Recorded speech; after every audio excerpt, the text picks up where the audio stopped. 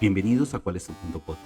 Un espacio donde exploramos temas que generan dudas, mitos y debates. Aquí hablamos sin filtros, cuestionamos lo que muchos dan por hecho y buscamos diferentes perspectivas para entender mejor el mundo que nos rodea.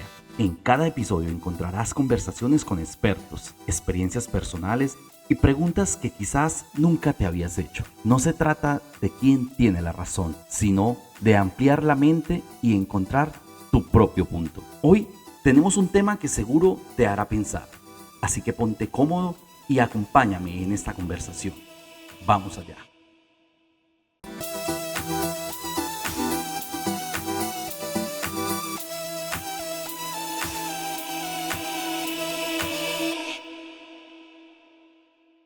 Hey, ¿qué tal, gente? ¿Cómo están? Bienvenidos una vez más a un nuevo episodio de ¿Cuál es tu punto podcast? Hoy con un tema que vamos a tratar de humanizar, de desenredar un poco más que con el ánimo de hacerlo público, más bien con el ánimo de aprender, de identificar, de conocer cómo se vive un proceso de adicción desde adentro y cómo se vive ese proceso de desintoxicación. La persona que nos acompaña en este episodio, ya ustedes lo conocen, estuvo en la primera temporada. Él es artista tatuador. Zebra, bienvenido. ¿Cómo estás? Bienvenido a ¿Cuál es tu punto podcast? Muchas gracias por esta segunda oportunidad. Me encuentro bien y pues como muy ansioso de hablar del tema, pues porque es un tema que a la gente le incomoda un poco, Ajá, pues a la mayoría de los adictos les incomoda. sí. Pero la idea es como ser muy sincero con respecto al tema y tratar de que salga algo bueno de esto. Excelente, Zebra. Como lo estaba diciendo yo al principio, la idea es como que lograr contar cómo se vive ese proceso de desintoxicación después de estar ya adentro, pero empecemos como desde el principio de la historia. ¿Quién era Zebra antes de, digamos, conocer por primera vez algún tipo de sustancia? Ya en el camino vamos, si quieres mencionar cómo fue tu proceso inicialmente, pero ¿quién era Zebra antes de, digamos, probar algún tipo de sustancias? Bueno, yo antes de llegar a la adicción era pues como un niño normal de Colombia, pues Ujú. como la mayoría de los niños que somos de familias no muy adineradas, ¿sí me entiende? Y siempre como que en esas familias que no son muy adineradas y todo eso, pues también hay muchas carencias, no solo de dinero, sino No que solamente también económica, sí. de a nivel emocional y sentimental, pues porque nuestros padres están como que en otras películas y de pronto como a nosotros como niños nos descuidan un poco. Ujú. Entonces pues yo pienso que era un niño así, un niño con inseguridades, de pronto muy carente de afecto. Pues no estoy diciendo que mis padres no me amaran, sino que quizás no lo demostraban, Sí, ¿cierto? ahí hay una cosa que siento que hace eco no solamente tal vez en mí, sino, como usted lo menciona, en gran cantidad de las familias colombianas. Ajá, Y no solamente colombianas, porque quizá este contenido lo vean más personas no solamente de Colombia, pero suele suceder que las familias, no es que los papás no lo amen a uno, sino que tal vez su lenguaje de amor puede ser diferente y aparte de que es diferente, uno también lo malinterpreta o lo sí, toma no claro. de la manera como debería ser. Ujú. Y pues, y no es que no es que uno quiera como juzgarlos o señalarlos pues por eso, pero cuando uno ya habla con sus padres y de pronto toca esos temas, si uno se sintió carente de afecto, ellos fueron peor. Sí, Ellos fueron exactamente. peor y pues lamentablemente no hicieron como nada para romper ese ciclo. Ujú.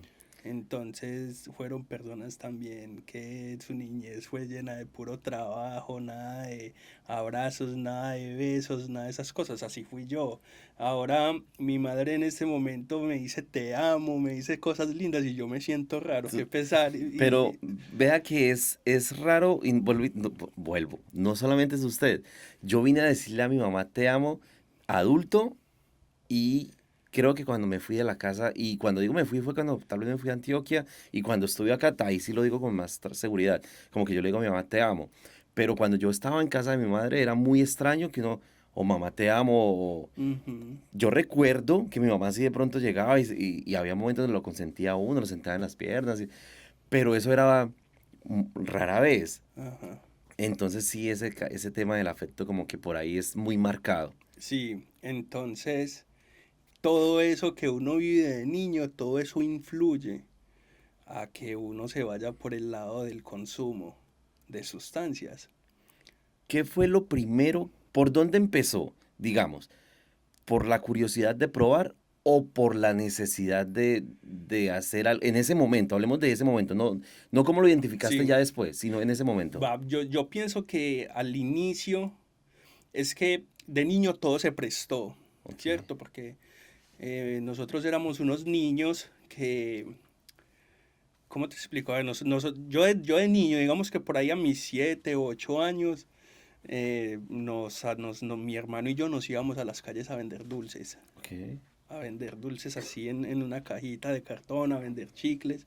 Y entonces un niño de 7 años en la calle por la noche, yendo a los bares donde estaban las prostitutas a vender dulces y todo eso, usted de niño empieza a ver un montón de cosas, porque es que un Exactamente. niño no debe estar No es haciendo el eso, escenario para un niño. ¿cierto? Entonces, al principio como curiosidad.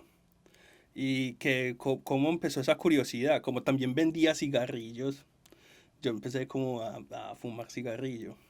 Ok. Empecé a fumar cigarrillo, pero nada más por curiosidad. Y ya después, por, por esos factores ya de, ¿cómo le digo?, emocionales, Ajá. uno ya va como que probando cosas Digamos más que fuertes. eso, digamos que tal vez cuando habían de esos bajones emocionales o digamos tristeza o de pronto que no entendía X situación que sucedió en la casa cierto día y encontraba un refugio, un tipo de refugio allí. Sí, sí, sí, como un tipo de refugio. Y como en mi caso, también como buscar aceptación de otros Ah, amigos. ok. Sí, Ah, busca reconocimiento, porque una persona insegura o una persona que no tiene reconocimiento en su casa, que no lo están, eh, o sea, que no se siente querido en su casa, va a buscar afecto en otras partes y, una validación. ajá, una validación, Ok. exacto. Entonces, estas personas, estos amigos hacen eso y yo quiero encajar en ese grupo social. Y entonces uno también por agüevado ahí hace lo que ellos están haciendo. Ya. Entonces, bueno, llega de... ¿Cómo fue esa primera experiencia o ese primer contacto con qué sustancia fue? Em, pues Pues ya lo, veníamos del sí, cigarrillo. del cigarrillo, eso, pues estaba yo muy niño, tipo 7 8 años. Ya después fue marihuana, Ok. sí. Tipo 8 10.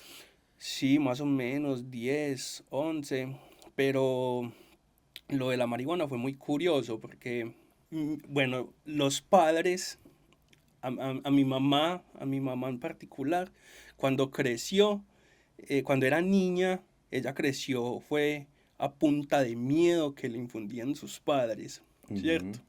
Que le decían, por ejemplo, usted cuando salga del colegio tiene que venirse rápido porque le va a salir un demonio y todo eso. Entonces ellos querían hacer eso con uno, infundirle miedo. Entonces, Duplicar. sí, entonces mi mamá no le decía a uno, no vaya a coger vicios porque los vicios te van a arruinar la vida y eso, nada, simplemente decía, ay, cuando usted vea por ahí un marihuanero, corra, huya, porque los marihuaneros te matan, te van a apuñalar, un montón de cosas y yo cuando veía a un marihuanero, qué miedo tan hijo de puta, oiga.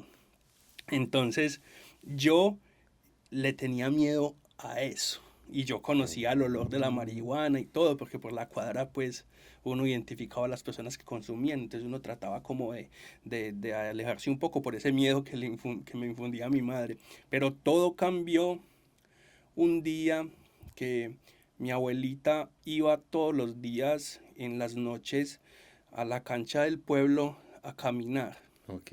alrededor de la cancha a caminar y nosotros de niños nos íbamos con ella a como Acompañarla. en la bicicletica o a jugar ahí con pelotica mientras ella caminaba. Y en las gradas se mantenían las personas Fumando. fumando. Y yo jugando ahí con mi hermano, en un momento esos tiramos la pelota hacia allá muy a donde estaban ellos y teníamos miedo de ir por ella porque allá estaban, Claro, pues, por lo que le habían dicho sí. en casa. Y esto me marcó demasiado, fue porque yo dije, yo voy a tener el valor y voy a ir por la pelota. Y entonces cuando agarré mi pelota, miré así a todas las personas que estaban allá consumiendo y estaba mi papá. Ah, jue madre.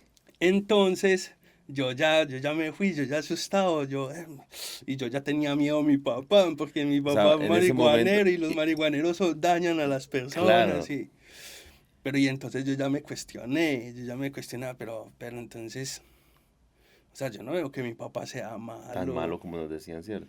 Ajá, Entonces viene como ese desequilibrio en esa teoría, como que los que consumen son personas sí, peligrosas, sí, pero yo vivo con mi papá y mi papá no es eso. ajá. No, y asimilar eso fue, pues, uno un niño y tratando de asimilar esas cosas como fue, entonces como que ya de niño empezaba yo como que a pensar de que quizás de pronto no es tan Tan malo, malo. sí.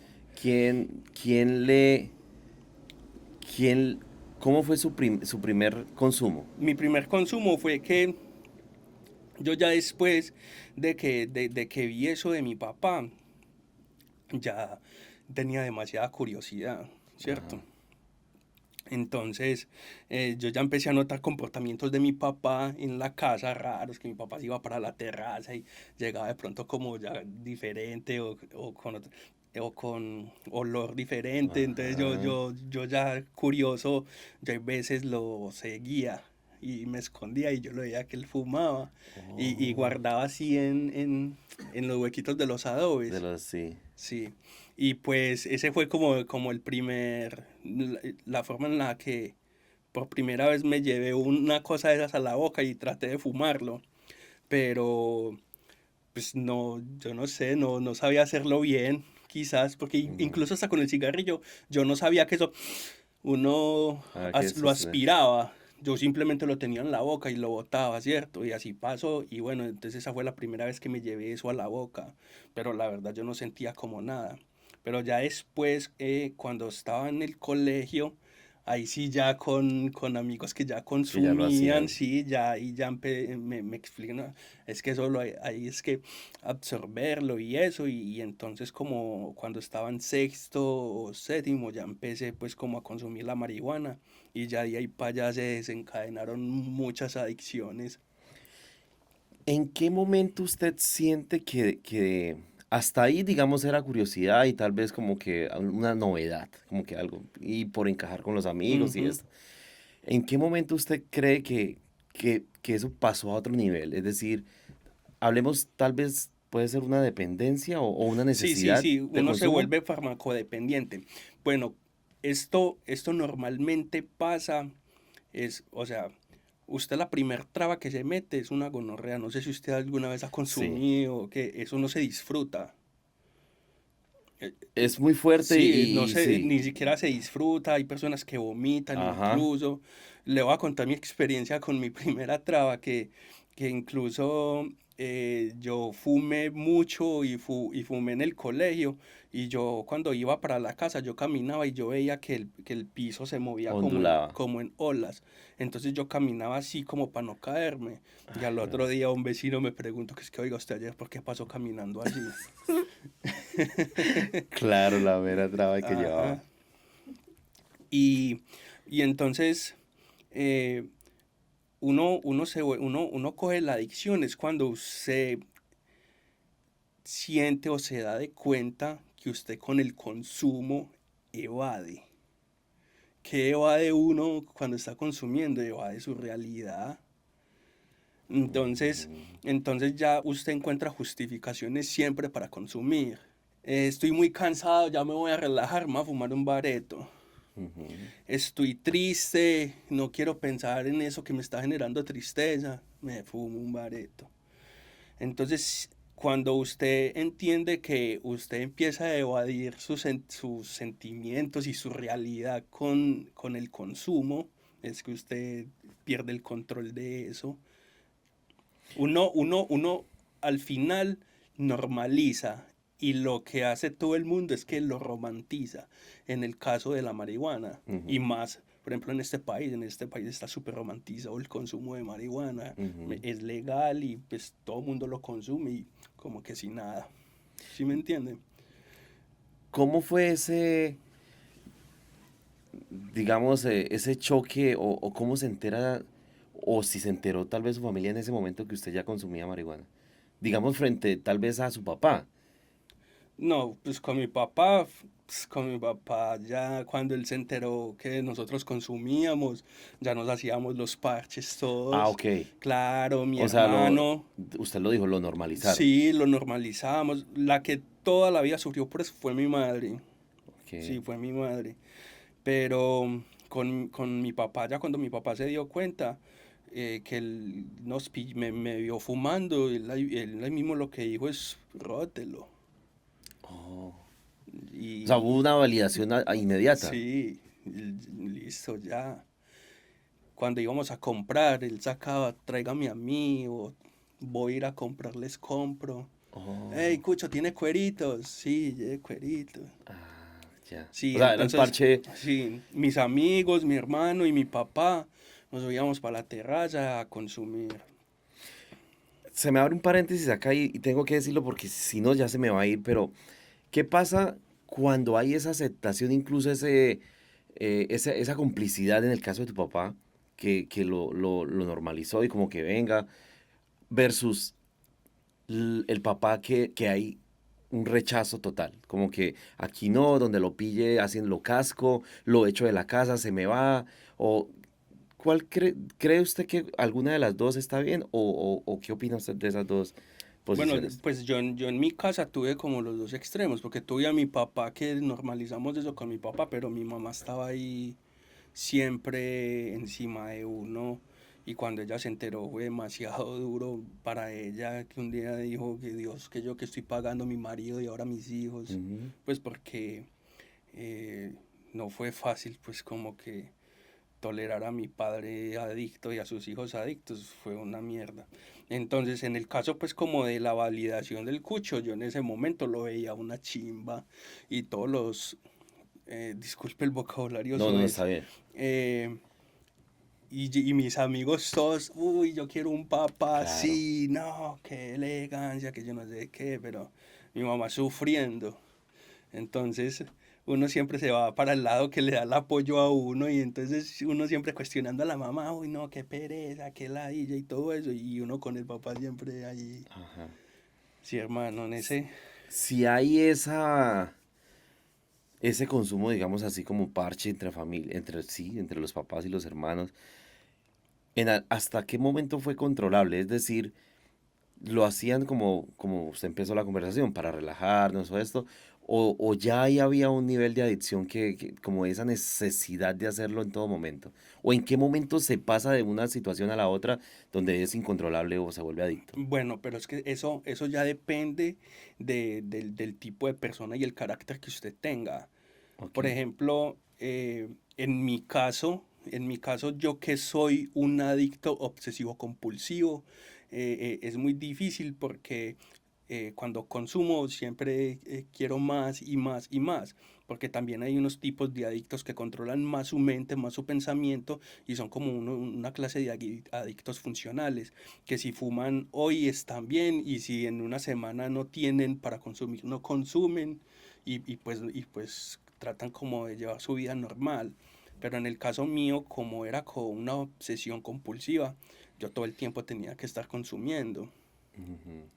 Y eso fue eso es lo que lo lleva a uno a otros tipos de A drogas, otro porque nivel. hay personas que fuman marihuana y se mueren consumiendo marihuana, pero por ejemplo yo toqué fondo, o sea, yo empecé con marihuana y empecé normalizándola, y después era una adicción obsesiva compulsiva y ya después quería cosas más extremas, entonces ahí fue cuando ya llegó el perico, el pegante, eh, imagínate, hasta heroína. El paso de una a la otra necesariamente tiene que ser, em, a ver, necesariamente tiene que ser como buscando precisamente una experiencia más fuerte, Sí, así se da. sí, sí, como buscando que sea más, como tratando de anestesiarse lo más que se pueda, siempre buscando lo más extremo. Solo, o sea, para ubicarme en la historia, de sus hermanos y su papá, el digamos, el que más se fuiste tú. O cómo Bueno, manejó, digamos, la adicción tu papá. bueno, mi padre en su juventud, según lo que él me contó, primero tuvo adicción al bazuco, Ok. ¿cierto? Y le fue muy mal con eso y pues como que lo dejó. Y yo mientras conocí a mi padre solo consumió marihuana. Ujú. Ajá. Mi hermano creo que marihuana y cocaína, o sea, y perico Y como le llamamos perico. sí, creo, y alcohol, demasiado alcohol. Y pues en mi caso de todo, mano, sí, yo me dejé llevar más. No, ese nivel de conciencia que uno tiene, o ese sentido común que todos tenemos, no le cuestionaba, no le decía, o esas banderas rojas que uno va teniendo cuando en la vida normalmente, no iban apareciendo, o usted las veía, pero las ignoraba. Sí aparecen, sino que en mi caso, pues yo voy a hablar como desde mi experiencia. Sí. Yo me cuestionaba y me sentía una mierda, era cuando estaba bajo los efectos de la sustancia. Entonces yo en este momento estoy trabado, o consumí bazuco, pegante o heroína o lo que fuera. En un momento en el viaje o en la traba o en lo que sea, como le quieran llamar, en el que era muy cuestionable y me miraba al espejo y me veía como una basura y me sentía como una basura y me cuestionaba profundo y me decía yo por qué hago esto, yo por qué me estoy haciendo daño, yo por qué mira cómo estoy, yo me veo y mira cómo estás. Pero eso solo pasaba cuando estaba bajo los efectos, Ok. ¿cierto? Ya cuando no estaba bajo los efectos, en ningún momento se me pasaba eso por la mente, como que cuestionándome de que, nada. Simplemente cuando estaba, por decirlo en sobriedad, lo único que importaba en ese momento era conseguir para consumir. Entonces por eso es muy difícil eh, esa parte como de claridad que usted me está diciendo en mí era difícil porque yo pienso que esos pensamientos deberían de estar, pero en el momento de claridad de De uno, claridad, sí. pero no me llegaban en el momento de claridad, me llegaban en el momento en el que estaba. Ok. Hasta ahí en la historia estamos hablando como de unos que 14, 15 años. Sí, más o menos 14, 15, 16 años. Sí, mi adolescencia fue donde tuve como el mayor consumo y todo eso.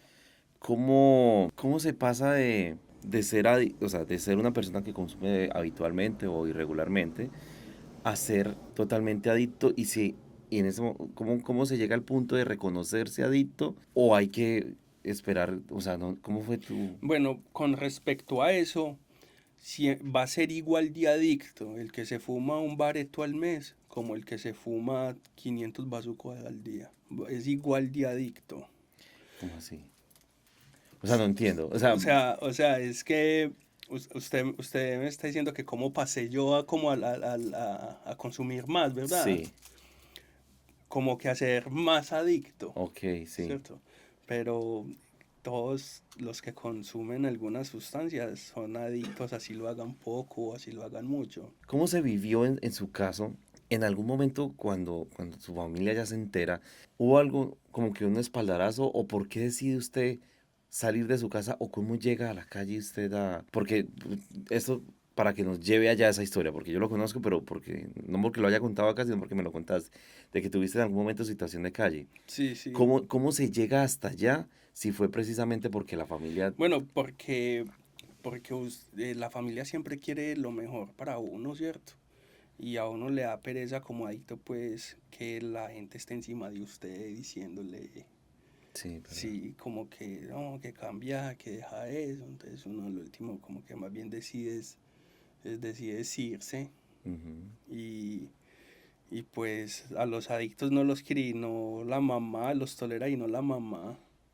Y uno por no estar ahí como escuchando las cantaletas o quizás en mi caso viendo sufrir a la cucha, yo tomé la decisión pues como que de abrirme De la casa. bien, sí, de la casa y en joven y entonces ya uno ya llega a esos extremos donde como le digo, donde uno ya toca calle y ya hace cosas para consumir que pues que, o sea, no al caso ni siquiera hablar de eso porque me da esta pena, mano, pero Estando en la calle era más fácil, parece, ¿no? Parece ser sí, más sí, fácil sí. conseguir de todo. Sí, sí, claro. Claro, es que en la calle es donde está todo, en la calle es donde está todo y pues siempre hay la facilidad de cómo conseguirlo todo. Y pues obviamente no de formas positivas, todo es como de formas negativas y Ok. pues ahí es donde uno llega pues como que ya se vuelve uno mera rata y todo, porque uno hace lo que sea para Estando, consumir. estando ahí, como usted decía, que cuando estaba bajo los efectos se veía de una manera muy negativa, estando en situación de calle y todo eso, ¿usted es consciente de que está ahí, que está en la calle, Sí, claro.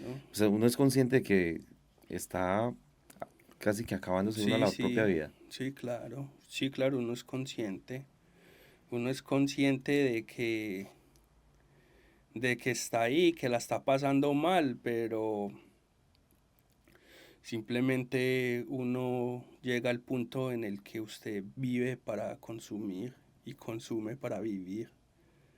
Ya no importa nada más.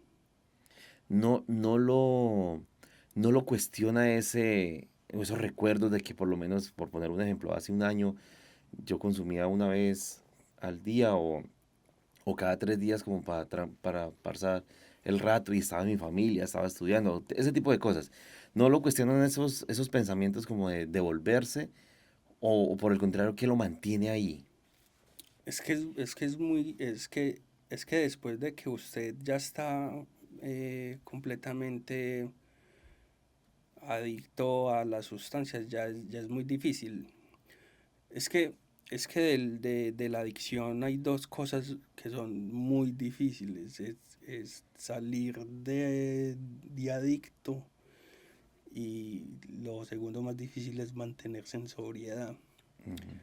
Y la verdad, pues, en momentos en los que yo me cuestionaba, porque en mi caso me pasaba era que mientras yo tuviera para consumir, todo estaba bien, ¿cierto? Pero cuando no tenía para consumir era cuando se ponía complicado, porque el síndrome de abstinencia es demasiado fuerte y usted no quiere sentir eso. Entonces lo único que lo alivia a usted es consumir. Ya. Entonces por eso es muy complicado. O sea, usted los pensamientos de repente usted sí los que se ve en la calle y se sabe que es una mierda, pero usted sabe que si usted va a parar el consumo la va a pasar peor. Y entonces eso ya se vuelve ese círculo vicioso que lo hace que usted no suelte la pipa. Su familia en ese momento seguía presente, es decir, sabían de dónde estaba Sí, usted sí. o... Eh, Uno hay veces sí se perdía mucho y hay veces pues sí se dejaba ver uno por ahí, pero sabían pues que uno estaba pasando pues por esa situación, pero siempre queriendo pues de ayudarlo a uno. Entonces uno se aleja de ese tipo de personas que lo quieren ayudar a uno, porque uno simplemente quiere consumir y ya. En el bueno, en el primer episodio que grabamos, tú mencionaste como que gracias a tu mamá eh, Sí, pudiste como salir. sí, porque pasaron un montón de situaciones en las que ya me vi como que, o sea, llegué a un punto en el que o salgo de esto o muero. Entonces ya fue como un extremo. Pero, ¿y ahí que se siente qué miedo? Sí, miedo, se siente mucho miedo, claro, se siente, o sea, es que se siente, eso da mucha ansiedad, porque reconocer, o sea, que reconocer de que usted es un adicto y que tiene que tomar esa decisión Pucha, es que parce. es algo muy complicado, mano. ¿Será que es?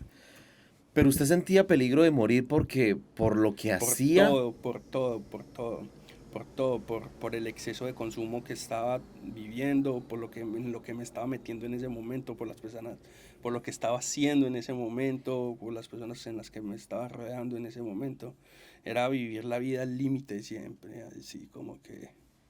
O sea, que en cualquier minuto Sí, sí, podría pasar algo sí, terrible con su. sí, colgado, estaba colgando de un hilo y pues simplemente dije que lo quería hacer. ¿Hubo una situación, hubo un momento, recuerda algo como que haya dicho, "Parce, pasó esto y yo busqué ayuda de esta manera"? ¿O cómo fue ese momento como de conciencia donde usted dice y decide poner el alto? La verdad estaba muy caliente por cosas que no vale la pena hablar Sí, de está eso. bien. Entonces, esa era una forma como que, ayúdeme, me voy a meter al centro de rehabilitación y tomar eso como Ok. descampadero. ¿Sí me entiende? Ajá. Como descampadero porque se me salió completamente de las manos esta situación. Entonces, eso lo tomé como para que, como que,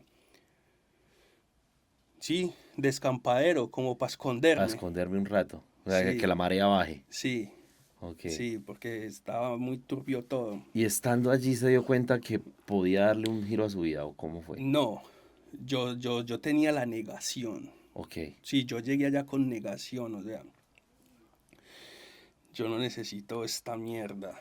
Y en mi mente pues de que estoy aquí Me porque estoy curando. no, en este momento es el mejor lugar donde puedo estar en Ah, este momento. ay, era el mejor lugar. Sí, Imagínese la situación. sí, pero como fue un centro de rehabilitación pues donde había un equipo De pues, profesionales, de psicólogos, profesionales y psiquiatras, todo, pues médicos. sí, usted tenía que participar de todas esas terapias y todas esas cosas y entonces ahí es donde llega al punto en el que usted se conoce.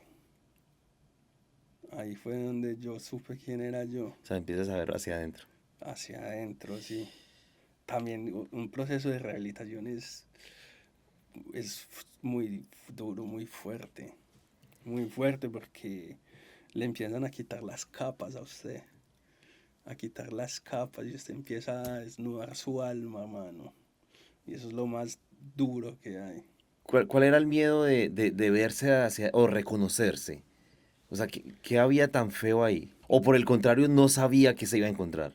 Ah, exactamente, o sea, muchas cosas que simplemente las evadí, Ok.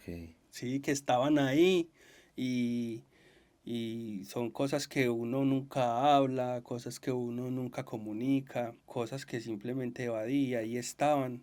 Y eso es lo que yo siempre tenía adentro y evadía con el consumo. ¿Por dónde se empieza ese proceso de, digamos, en este centro de rehabilitación? ¿Cómo empezó todo allí? Hermano, eso fue demasiado complicado. Bueno, yo ingresé al centro de rehabilitación, si no estoy mal, el 10 de mayo del 2010. Ok. ¿Con cuántos años tendría? ¿Para qué? 17, 18. No recuerdo cuánto, yo en este momento tengo 36. 36 en el 2010 menos 26. Menos 26 menos 16, como de 20, Más o más o menos, menos. sí. Yo llegué allá y yo no estaba, yo estaba pues como que a la defensiva de todo eso allá, pero igual pues usted tiene que cumplir las normas, participar de las terapias y todo, porque es que en el centro de rehabilitación que mi madre lo estaba pagando y es costoso. Y mi mamá vendiendo empanaditas para pagar una mensualidad que incluso puede ser más costosa que un semestre en una universidad. Es costoso. Sí, es costoso. Porque yo había tratado por mi parte y es muy complicado. Pues como que O sea, estas fundaciones que hay así eso como... no sirve. Eso no sirve. No, eso que lo mandan a uno a vender lapiceros y Exacto. maní a los buses, eso no sirve. Eso también es un escampadero. Entonces la cucha pues se puso la 10 y conseguimos un buen centro de rehabilitación. Y pues para allá me fui porque era la mejor opción que tenía o quizás la única opción que tenía. Pero en mí no estaba en que iba a parar el consumo, sino que como le digo, como que ahí a estar un rato Ajá. mientras la marea se calmara un poco.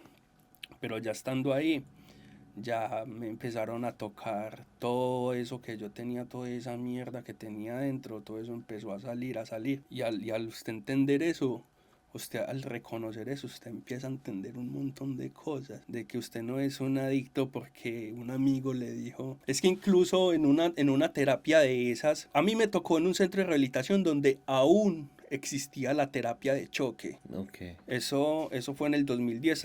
Ahora ya no hacen terapia de choque porque supuestamente eso va contra los derechos humanos o no sé qué putas, pero es una terapia muy fuerte porque a nosotros los adictos, a nosotros no entendemos con amor. Ok, cuando hablamos de terapia de choque es corto, vamos... Fuerte, contundente. A nosotros como adictos, nuestras madres se cansaron de no hagas eso, nada. A nosotros los adictos nos entra es duro, pues, porque hay una filosofía de esa terapia de choque y pues yo siento que a mí eso fue lo que me funcionó, esa terapia de choque. Entonces, Pero hay agresividad, hay violencia.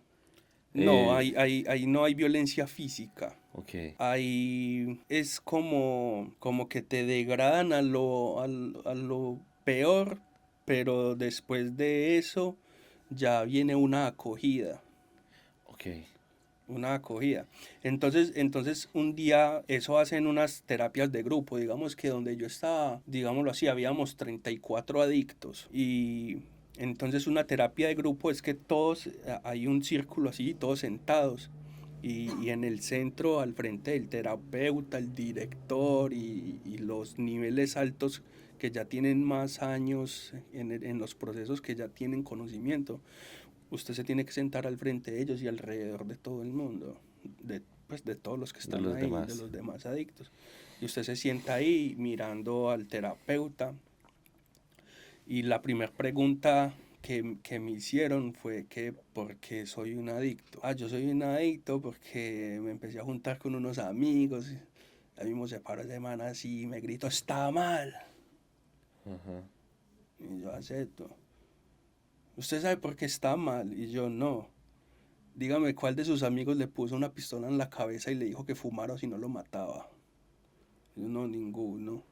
Entonces usted no está fumando porque su amigo le dijo. Usted está fumando es porque usted le dio la gana de llevarse el bareto a la boca, Ok. ¿cierto? Y la segunda pregunta que me hicieron fue, ¿y usted por qué está acá? Tratando de rehabilitarse. Y yo dije, por mi mamá, por mi hermana, por mi familia. Está mal. Yo, ¿por qué estoy mal? Si usted sigue en la adicción y lo mata, su mamá lo llora y lo va a extrañar. A su hermana quizás se le olvide. A su familia en 5 años usted le va a valer verga. Van a poner un estadito por ahí cada año después de su muerte. Y ya, porque todo pasa. Usted se le muere un familiar y el primer año es duro, el segundo no tan duro, el tercero no es tan duro y al final todo se cura. Entonces no diga que va a hacer esto por su mamá o por su hermana. Y bueno, si usted va a hacer esto, hágalo por usted. Ya el resto viene por añadidura. Ujú. Entonces ese tipo de cosas son las que ya lo ponen a uno. Oh, pues tiene razón, Claro. tiene razón. Entonces le voy a hablar un poco con respecto a las terapias de choque, que yo siento que a mí la terapia de choque me funcionó. Le fue efectiva. Sí, bueno, cuando usted entra a un centro de rehabilitación, pues a mí me gusta contar de eso, porque pues me gusta hablar de eso, porque como que a nadie le gusta, pues yo conozco personas que han salido de la adicción y han estado en centros de rehabilitación y nunca comparten esas experiencias, no sé si es por pena Ok. o no sé, pero a mí no me da pena pues como que hablar de eso y reconocer de que soy un adicto. Pues digo que un adicto es porque siempre lo voy a hacer, solo que yo pare el consumo. Ok. Yo O voy a, sea, yo voy a ser adicto hasta el día en que me muera, pero para el consumo y llevo en sobriedad desde el 2010 se puede decir. oh, No, yo no he tenido recaídas, gracias a Dios, aunque he pasado por unas situaciones en las que uno se ve a punto de la recaída, pero me mantengo también como que consciente y muy fuerte. Bueno, entonces esas terapias de choque a usted lo analizan mucho a nivel emocional. O sea, usted con su actitud, usted ya demuestra en qué estado se encuentra usted. ujú. Eh, para las personas del común, leer a otras personas no puede ser, no es tan fácil, pero ellos allá lo leen a Se usted de dedican una a manera eso. desde que usted se levanta. Desde que usted se levanta. Incluso allá en un centro de rehabilitación ponen, usted cuando está en un centro de rehabilitación, usted se va a reeducar, porque como usted lo educaron o de donde usted venía lo hicieron mal. Ujú. Entonces usted tiene que desprogramarse de eso porque va a empezar de nuevo. Entonces usted entra allá y usted entra como un niño al jardín, de chorecitos, de pantaloncito y de camisa por dentro y bien vestidito. Usted a medida de que va avanzando, usted va superando etapas en las que ya se puede vestir de otra manera y puede tener otro tipo de privilegios, pero usted cuando llega, usted llega es como un niño, Ok. ¿cierto? Ajá. Entonces desde ese momento le empiezan a poner psicología a uno. Entonces uno llega a una acogida y entonces como usted acabó de llegar, usted le ponen un hermano mayor que ya tiene un poco más de experiencia y te va a orientar y te va a explicar cómo tiene que ser todo. Entonces hay un horario en el que usted se tiene que levantar, eh, hay un, hay un horario para comer, hay un horario para hacer la ocupacional, hay un horario para todo y tiene que ser cumplido a cabalidad. No se pueden usar diminutivos. A mí me fue muy mal con eso. Para referirse a cosas, a todo, a lo que A sea. cualquier cosa, porque eso es muy común de nosotros los adictos. Hey papi, pase el baretico, venga yo me meto un pasecito. Todos los adictos cuando estamos en el consumo, por eso el hablado tan nea usa tanto diminutivo, Ajá. es por eso, entonces usted ya no puede usar vocabulario soez, no puede usar diminutivos, entonces allá hay una ley de que usted siempre tiene que señalar las fallas. Entonces, por ejemplo, mi amigo está ahí y está hablando y dijo un diminutivo y yo lo escuché y yo le dije, yo tengo que decirle, está fallando. Ok. Y si a esa persona en el día le señalan 5 fallas, tiene que ir al banco después, porque algo está pasando en él. Tampoco se puede hablar de la negativa fue de lo que usted vivió en el pasado. Usted no puede hablar allá de lo que usted consumía, de lo que usted hacía, dónde dormía, nada, la negativa está atrás.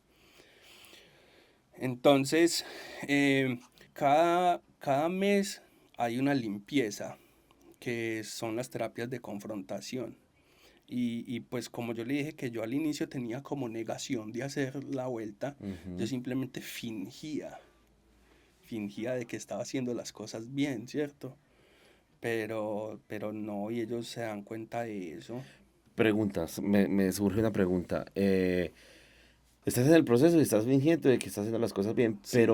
pero sea como sea, bueno, la pregunta es, ¿hasta había consumo ahí? No. No, no, no, allá ¿Y no cómo sé. manejaba entonces la abstinencia? Oh, no, los primeros días, los síndromes de abstinencia que tuve, horribles, hermano, con fiebre, con diarrea, con dolor de huesos, porque yo ya estaba consumiendo heroína. Y el síndrome de abstinencia de la heroína es el más hardcore, es el más doloroso que yo he vivido en mi vida. Pues fue lo más extremo. Yo prefería sinceramente, cuando uno tiene el síndrome de abstinencia de la heroína, que se llama el síndrome del mono, Del mono. cuando yo estoy sintiendo ese síndrome de abstinencia, yo prefiero morir que sentir lo que estoy sintiendo. Porque usted siente que su estómago está en llamas, usted tiembla, usted suda, la ansiedad a tope. Usted quiere... la finca estaba al lado del río y yo quería salir corriendo y tirarme al Meterse. río. Entonces yo les decía que, por favor, amárrenme, porque yo si no me voy a tirar al río o voy a salir corriendo y me la tiraron a una volqueta. Y allá no había medicación, no había metadona, no había nada. Y ¿sabe qué me daban? Una pelota, que para que le hiciera así me daban es que panela. Y nada, y cada que uno tenía esos pensamientos negativos del síndrome de abstinencia, siempre ir a hablar, ir a hablar. No, no soy capaz, no voy a ser capaz, tan. Entonces ya ahí le empiezan a le dan una acogida a uno entre todos, ya todo el mundo está pendiente de uno, pero el síndrome de abstinencia simplemente es de tiempo, cada vez se va sintiendo menos, Menos. pero la primera semana súper dura, la segunda ya hasta que usted deja de sentir eso. Ok, entonces usted fingía que estaba haciendo eso, pero usted sabía en su mente que iba a salir a seguir. Ok, Sí, sí, sí, yo estaba ahí en el aguante. o sea, En tirando sí, resistencia. en el aguante y yo sí, la verdad, me llevé mi consumo para allá escondido, pero la raqueteada que me metieron. O sea, yo dije, yo mientras esté allá, Claro. a escondidas. Porque usted tenía un plan, o sea, Sí, sí, sí, voy a sí. estar ahí un tiempo. Claro, pero eso me pegaron una raqueteada todo lo que yo llevé, no, y cuando iban las familias también a las visitas les pegaban una raqueteada, no, era imposible, era imposible. Y ya estando allá, mano, tocó fue aguantar. Y ese síndrome de abstinencia, ya después de que el síndrome de abstinencia me pasó, ya fue un poco más... O sea, ese síndrome del mono o la abstinencia tiene una duración, como usted estaba diciendo, va de Sí, ascendente a descendente sí, hasta que se sí. hace manejable y casi que ya no pasa nada. Ujú. De ahí que viene. De ahí que viene es encontrarse con usted, que eso es lo más difícil, conocerse, ya estando ahí, ya que le toca a usted participar de todas esas terapias. Pero le voy a tirar aquí un dato hablando del síndrome de abstinencia antes de que vayamos a lo emocional, Ok. de los síndromes de abstinencia. El más fuerte, el que se siente más doloroso es el de la heroína, pero el síndrome de abstinencia más peligroso es el del alcohol. El síndrome de la abstinencia del alcohol es el que te puede matar a ti. ¿Por qué? Pues el alcohol es lo peor, con eso le digo todo. Yo tuve, mientras hice ese proceso, hubieron 3 personas de alcoholismo y los 3 murieron. Los 3 murieron. Ataques epilépticos, uno le dio un ataque en el baño y estaba encerrado en el baño y se golpeó y se murió. Eh, ah, sí, la mayoría fue así como ataques, porque usted no puede coger un alcohólico y pararle el consumo en seco. Si usted coge un alcohólico y le para el consumo en seco, se muere, parce, se lo juro. Se muere, Oh. tiene que ser ya un tratamiento más clínico. Más clínico y allá lastimosamente pues les paraban así como el consumo y eso era fatal para ellos. O sea que una persona, bueno, en el caso de un alcohólico tiene que ir disminuyendo Yo la sí, dosis es o... como disminuyendo o ya tratarlo con medicación psiquiátrica o con medicamentos pues que le ayuden con ese tipo de cosas porque eso es, o sea, eso es, porque aparte de que el alcohol altera el sistema nervioso central, pues altera ya todos tus organismos en el interior y entonces estás muy mal de todo. Ese es como el alcoholismo es de los más normalizados que hay, es el más peligroso. Sí, porque vea, tranquilamente uno sale a rumbear y se toma sus tragos o en un parche una, dos, tres botellas y uno dice, uy, anoche nos tomamos 3 botellas. Y que vamos a lo mismo, está muy normalizado igual que el cigarrillo y estas Ujú. cosas, pero pues, ese dato no me lo esperaba, no sabía de esa vuelta. Bueno, vamos a qué viene después de que pasa la abstinencia y todos estos dolores como, o sea, todo el dolor físico, digamos. Bueno, después de eso, de que, por ejemplo, ya el síndrome de abstinencia no sentía pues como ese dolor y esa necesidad del consumo, ahí ya, como le digo, pues empecé como a participar de las terapias y eso, obviamente no estaba como receptivo a todo, simplemente participaba y ya, pero ellos vieron de que la intención mía no era. Ah, lo notaron. Sí, sí, obviamente lo notaron y un día yo estaba así sentado, allá podíamos fumar cigarrillo, Ok. nos dejaban fumar cigarrillo. Yo estaba ahí sentado y llegó el director, un man muy teso, demasiado teso, y me dijo, usted y yo tenemos que hablar, porque usted está reprimiendo, ese man me leyó de una manera en la que, no sé. Y entonces tocaron el timbre para hacer un círculo y yo pensé que íbamos a tomar estados de ánimo, porque eso le preguntan que cómo está, que cómo se siente. Nada, ese man puso ahí eh, la banquita y me dijo, Jonathan, pase al banco. Y me dijo como que, usted qué hermano, usted está aquí, pero usted parece un fantasma, usted no se deja ver, usted está escondido, ¿usted qué está haciendo aquí, hermano? Yo no, yo estoy aquí haciendo un proceso y todo. Y ese marica fue y trajo los papeles del baño, de la papelera del baño. Y ese marica se paró y me los tiró en la cabeza. Me vació ese coco así. Y yo con esos papeles cagados ahí. Ese marica me miró y me dijo, eso es usted, un pedazo de mierda. Y yo empecé a temblar y yo sabía que eso estaba haciendo, o sea, yo sentía mucho rabia, Ujú. mucho odio, pero yo tampoco era como que no reaccionaba como "Oh, pedazo de mierda, diga nada, nada. Había algo, Pero era como esa, como ese sentimiento de sumisión era como por miedo a que de pronto lo golpearan a usted no, o por no, qué. no, no, porque, o sea, es que es demasiado psicológico. Ok. Él me miraba así y me decía, eso es lo que sos vos. Mírese, un pedazo de mierda. Gas. Qué vergüenza, un pedazo de mierda ahí sentado mientras la mamá está haciendo empanadas para pagarle un proceso que usted no está aprovechando. Usted no esperando sino el momento en que salga para ir a pegarse de la pipa. ¿Quién tiene algo para decirle al compañero? A mí tú no por ahí, usted no tiene que voltearse. Yo sabía que vos lo que sos es una loca, no tenés las huevas para afrontar esto. Pues de cantidad de cosas que son verdad. Y si a un ser humano hay algo que le molesta, es que le digan la Ujú. verdad. Y que se la digan en la cara. Y eso llega a un momento, pase, en el que lo desarma uno, pase. Y usted ya lo único que hace es llorar y llorar y llorar y llorar.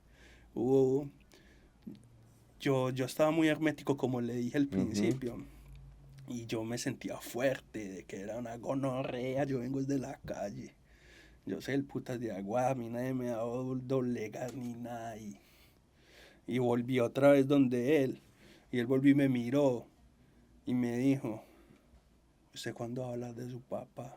Ay, parce, parce, yo ahí mismo sentí que donde yo estuviera parado, yo Se hubiera cae. caído, parce. Ay, parcero. ¿Usted cuándo habla de su papá? Y yo ahí mismo a llorar como un niño, parce. Volviendo a mierda, todo el mundo me gritó. Y yo lloré, lloré, lloré, lloré. Ay, parce. Y después, ese marica cogió un balde con agua y me dijo, pero si usted va a hacer esto bien, nosotros estamos acá. Y yo estoy dispuesto a ayudarlo. Y por eso hoy lo voy a limpiar. Me cogió el agua y me la echó. Parce, y en esa terapia ya me entendió, pues me dio para que yo entendiera yo por qué era un adicto y que empezar a conocerme y a entenderme era más importante. Entonces ahí fue donde yo empecé como que a, sí debería de tratar esto porque yo no estoy bien. Bueno, hubo la necesidad de que se diera así en ese momento como de inflexión y decir, como que parce, ahí sí, como dice uno, levantar la mano y venga, sí, ayúdenme. Pero en ese momento usted no sentía que pudo haber sido sencillamente es un momento de debilidad, pero que iba a retomar a ser el mismo Jonathan de atrás. ¿O cómo se mantuvo usted en esa misma decisión? Bueno, yo me mantuve en esa misma decisión. Ya era por la curiosidad de hasta dónde era capaz yo de llegar y de reconocer y conocerme. Porque ya era como que simplemente ella sí tenía que estar mirando, era adentro. O sea, yo dejé de mirar hacia afuera para Ujú. mirar para adentro. Y, y, y con la curiosidad de poder sacar todo eso. Entonces eso me ayudó a mantenerme ahí esperando y tratando, curioso de conocerme ya al final. ¿Cuándo sintió usted que estaba como saliendo? Como cuando sintió usted que empezó como a limpiarse, como a decir, sí soy capaz de salir de acá. No, eso tuvo que pasar mucho tiempo ahí, tuvieron que pasar muchas terapias, tuvieron que pasar muchas terapias de grupo, muchas confrontaciones, muchas situaciones para, para decir de que yo estaba preparado, como que, como que mierda, sí lo voy a hacer y lo voy a hacer Ujú. bien, sí, me tomó bastante tomar la decisión, o sea, yo tomé esa decisión ya estando ahí de que sí voy a hacer las cosas bien. Ahí, ahora usted mencionaba que cuando empezó el proceso es como cuando uno llega a la escuela o al jardín, que llega un informadito y todo esto. Asimismo, hay un momento en el que, vuelvo y digo, yo no conozco, se gradúa o donde te dicen, Sí, estás ok, o cómo es ese momento. sí. En el centro de rehabilitación donde yo estaba, habían el principio, cuando usted llega es acogida, después de la acogida sigue transición, de la transición sigue veterano y de veterano sigue nivel uno nivel 2 y ya cuando usted está en el nivel 2 usted ya puede ser como asistente del director o del psicólogo, del de terapeuta, porque usted en ese tiempo que estuvo ahí, usted está aprendiendo también.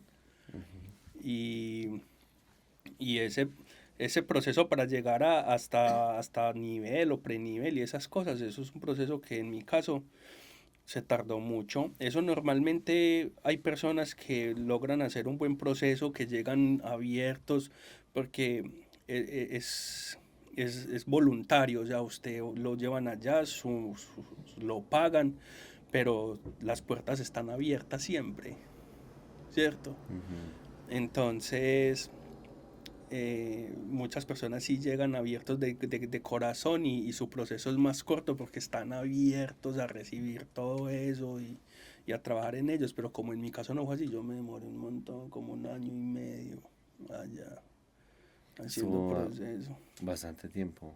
Sí, bastante tiempo, sí, con pocas visitas, porque la única persona que confiaba en mí era mi mamá, ella como que nunca perdió la fe y un tío y pues de vez en cuando hay otros tíos, pero ya después de que veían de que me Ya cuando decían, vean ese que... no dura un mes allá, pero ya después de que le veían como el cambio a uno y sí ya tenía un más apoyo como que de la familia, pero al inicio no. ¿Cómo se hace para, si bien yo, cuando estabas en esos momentos de adicción, eh, hablabas de que te veías y te sentías como una mierda cuando estabas bajo las influencias o drogado. ¿En terapia había momentos donde esos momentos volvieran a su mente o que se sintiera así? Sí, claro, claro, uno todo el tiempo estaba reviviendo todos esos momentos porque para usted hacer un buen proceso de rehabilitación, usted tiene que sanar, porque es que eso es lo difícil. Lo Ujú. difícil es usted sanar todas esas cosas que lo llevaron al consumo, porque no simplemente es parar de consumir, no simplemente es que voy a dejar de consumir y ya. Eso, o sea, si usted, pues, la mayoría de las personas que paran el consumo recaen, porque nunca han trabajado pues en esas cosas que los llevaron al consumo. Entonces, a medida de que usted va reconociendo y va sanando y va hablando de todo eso malo, usted va reviviendo todo eso, porque a usted le dicen, usted tiene que limpiarse de todo, tiene que limpiarse de todo y tiene que perdonarse y tiene que perdonar y tiene que, porque si hay fantasmas del pasado que lo están atormentando, eso es dejarle las puertas abiertas otra vez al consumo. Entonces, si usted no se libera de eso, usted no va a tener un proceso bien. Después de ese ok que le da digamos, el instituto donde usted estaba en este centro de rehabilitación, cómo son esos primeros días para Jonathan? ¿Cómo son esos primeros, eh, a quién le cuenta si uno se siente como contando, ya no soy adicto o a dónde llega usted cuando sale de ahí a la casa de su mamá? ¿Cómo son esos primeros días de usted sentirse ya limpio? Bueno, uno llega completamente reeducado, como le digo, usted ya su pensamiento, usted mientras está haciendo el proceso de rehabilitación, lo ponen a hacer como un proyecto de vida, pues como porque usted ya tiene que replantearse nuevamente, como que yo cuando salga de aquí, ¿qué me voy a poner a hacer, cierto?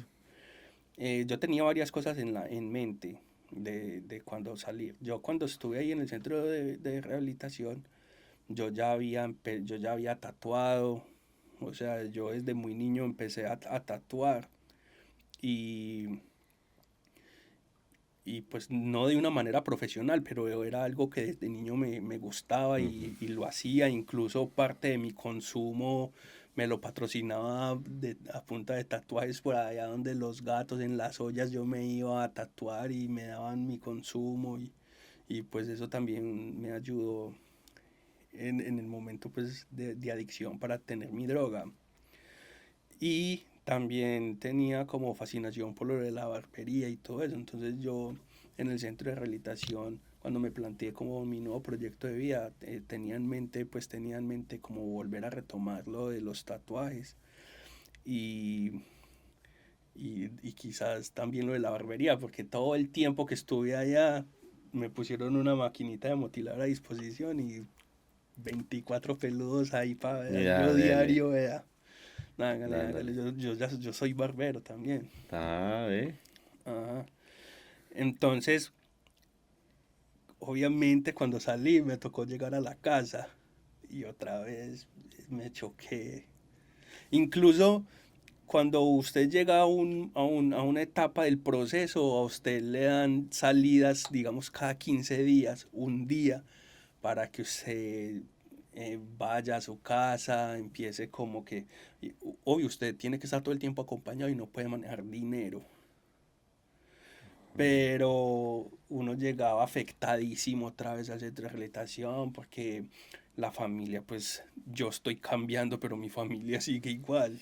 Mi papá sigue consumiendo, mi hermano sigue consumiendo, los insultos, las peleas, le- todo en la casa sigue siendo una mierda. Entonces yo, No se vive como un retroceso en el proceso, como un... no porque a usted lo preparan, Ah, ok. ¿sí me entiende? Porque usted lo preparan porque usted va a salir del centro de rehabilitación y usted va a salir y en la esquina de su casa van a estar fumando marihuana. Se va a exponer totalmente. Sí, entonces a usted lo preparan también para que salga y pueda afrontar eso, pero igual pues usted llega después de una salida de esas, usted llega bastante afectado porque el coche llegó todo trabado, mi hermano llegó todo, yo fui el primero que salí de eso, ¿cierto? Porque mi hermano también tuvo en un tiempo como que la oportunidad de hacerlo, aunque no lo aprovechó, pero también trató. Entonces, yo me cuestionaba mucho eso, mano, de que yo salir y otra vez para allá, ese mierdero en la casa y tantos problemas allá. Y pues llegó el momento en el que salí y obviamente me tocó irme para allá, pero yo dije, yo sí quiero seguir bien, yo me tengo que ir de acá, yo no puedo estar acá y yo me fui. Sí, yo me fui.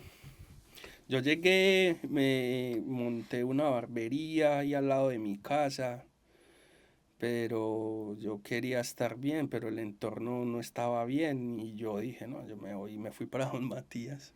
Tuvo que salir de ahí. Sí, yo me fui para Don Matías y desde eso pues como que siempre he estado como solo. ¿Qué cree usted que fue lo que, más allá de reconocerse que necesitaba la ayuda, pero en un momento que está en el centro de rehabilitación, qué fue eso que usted contó con eso o esa habilidad que usted cree que lo ayudó a mantenerse y a hoy poder estar limpio y haber completado el proceso y mantenerse todavía limpio? Sí, lo más importante, o sea, fue como sanar todos esos fantasmas del pasado, toda esa vida negativa, sanar, exponer eso. Uno siempre, yo cometo el error de que estoy pasando por situaciones y no debería hacerlo, pues.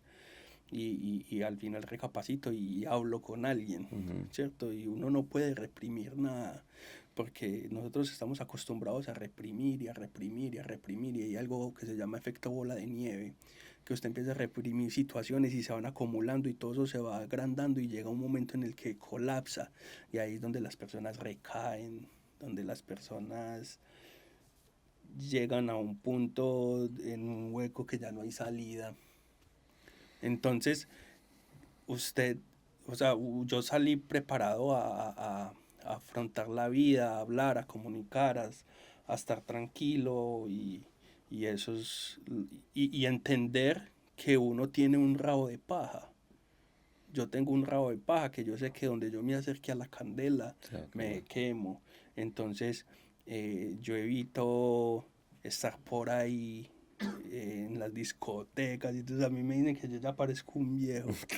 Que yo ya parezco un viejo que porque no salgo por ahí a farrear y eso, pero hay dos cosas a las que yo no quiero volver nunca, que es a la calle y a un centro de rehabilitación. Eso es eso es lo peor que hay. Entonces yo, como tengo rabo de paja, yo no me acerco a la candela y evito todas esas cosas. Incluso con mi antigua pareja, con mi exnovia, tenía problemas por eso. Era porque yo quería estar en casa siempre, no quería ir por allá a exponerme ni nada. Y ella quería todas esas cosas y chocábamos un poco en eso, pesar y todo, pero yo siempre me voy a priorizar siempre. O sea, se siente en la conversación como eso que estás diciendo, como que te pones y te das un lugar, sobre todo porque siento que más allá de haber vivido el proceso y todo lo que te sucedió, hay un nivel de conciencia muy alto. Sí, sí, Hay un nivel de conciencia como que no solamente o sea, ¿por qué lo digo? Porque habemos personas que a pesar de haber pasado la situación, no somos conscientes de lo que significa el haber pasado X ujú, situación y fácilmente volvemos a una peor o a una similar y vuelve y no sucede porque no tenemos ese nivel de conciencia. claro. ¿Cree usted que en algún momento de su proceso o cuándo cree usted que dudó o si dudó de usted que era capaz de salir de esa situación? O sea, si tuvo miedo o dudó de que iba a limpiarse. Bueno, yo siempre, bueno, voy a tratar como de que me entienda, de expresarme de una forma en la que usted me entienda. Yo todavía me hago pajazos mentales y eso es normal. Ujú. Eso es normal de nosotros los adictos, de que pienso de que ahora que soy una persona más madura y con más conciencia, que siento que soy capaz de ya controlar el consumo de alguna sustancia y me hago pasar pajazos mentales como de que, ay, que hay veces me mantengo muy estresado y de pronto fumame un baretico en las noches nada más para dormir, pero son simplemente pajazos mentales porque muchas veces el peor enemigo de uno es la propia mente. Ujú.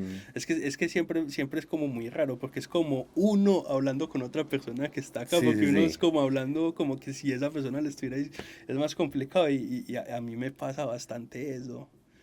Y, y pues que si he dudado en que de pronto voy a recaer o que me voy a mantener así, yo sí, claro, yo todo el tiempo dudo de que hasta dónde voy a ser capaz de llevarlo y todo eso, sí.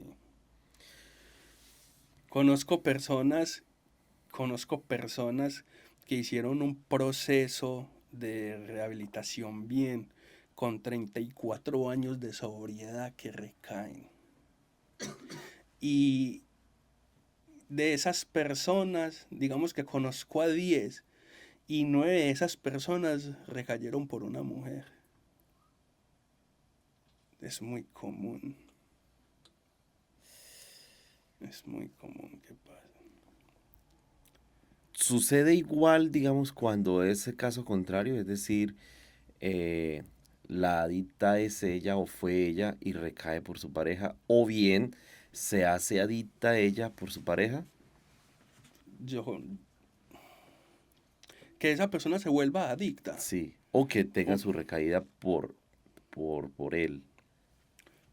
si fue una persona que tuvo problemas de adicción en el pasado y termina una relación, es muy probable de que si no le da manejo a eso, recaiga. Es que es muy común, es lo más común en estos casos de recaídas. ¿Qué acciones, digamos, yo lo llamo como errores conscientes? Errores conscientes son esas cosas que yo sé que están mal, pero igual las hago, o que las hago tan repetidamente que no considero ya que sea un error. ¿Cuáles eran, digamos, en su caso, o que podamos decir que una persona fuera comete o que alguien lo haga repetidamente y no considere que es un error, pero que sí lo está llevando a una adicción? Como dentro de su dentro de la conducta normal de la persona, cosas tales como que, por ejemplo, el tener que cargar droga en sus pertenencias personales o cosas como, digamos, que tú digas, yo no creo que eso sea de un adicto y realmente sí. Porque, o sea, cuando nos referimos a adicciones, no solo son las adicciones de consumir sustancias que alteren el sistema nervioso central. También hay adicciones al fuego, al juego, Ujú. adicciones al sexo, a la pornografía. Hay un montón de adicciones de las que las personas no hablan, pero están ahí. Hay personas que no fuman ni se consumen nada, pero sus actitudes y sus comportamientos y lo que consumen también es una adicción, sino que para eso, o sea, para eso no hay lugares en los que están preparados como para eso. Ah, esta persona es adicta a la pornografía, vamos a meterlo en un centro de rehabilitación. En este momento, ahí como es, solo los lugares que hay es como para las drogas Las drogas. y el alcohol. Entonces, usted en este momento puede ser un adicto, pero a otras cosas y tener las actitudes y los comportamientos de un adicto, pero no estar consciente de eso porque simplemente no es una droga, pero Ujú. está teniendo actitudes y comportamientos y consumiendo cosas como un adicto. Bueno, mencionemos entonces como cuáles podrían ser ese tipo de conductas o de comportamientos que habitualmente los hacemos normales, pero son conductas y comportamientos de adicto. Eh, O sea, la conducta más marcada es lo que vengo diciendo desde el principio, que la conducta más marcada de un adicto siempre evadir.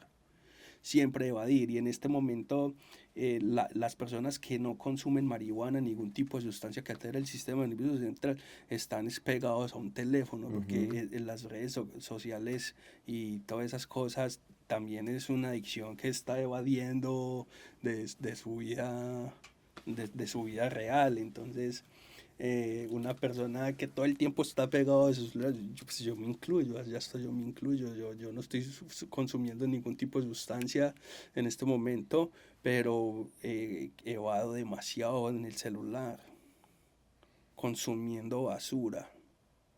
Y yo soy consciente de eso, y hay muchas personas que lo están haciendo, pero no son conscientes No de que son con- están evadiendo eso. ¿Cómo se da cuenta uno que está adicto a algo y que, no, que, por ejemplo, usted está triste, usted mismo le pega el celular, o Ujú. se va para una tienda a gastarse su dinero, o se va a jugar al casino? Hay muchas formas de uno darse cuenta que es un adicto, sino que el problema es reconocerlo. O Ajá. sea, lo difícil es reconocerlo. ¿Cómo se le da manejo a todo lo que viene después del reconocimiento, del proceso de sanación y como el vincularse otra vez con la familia, con la sociedad?